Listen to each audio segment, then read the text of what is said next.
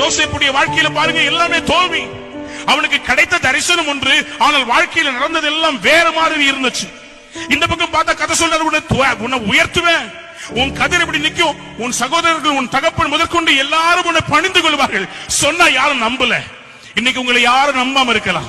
நீங்க அது நடக்க கூடாதுன்னு கூட உங்களுக்கு விரோதமாய் கிரியை செய்யலாம். உங்களுடைய வியாபாரத்துக்கு விரோதமாய், தொழிலுக்கு விரோதமாய் மந்திரங்களை, பில்லி சூனியங்களை ஏறிவிடலாம்.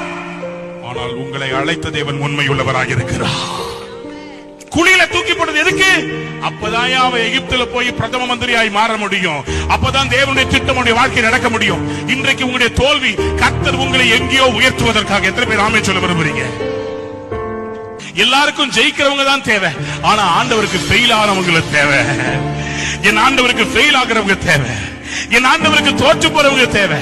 அவருக்கு டெஸ்ட் மேல அவருக்கு அக்கறை இல்ல, அவருக்கு உனக்குள்ள இருக்கிற பெஸ்ட் மேலதான் அவருக்கு அக்கறை.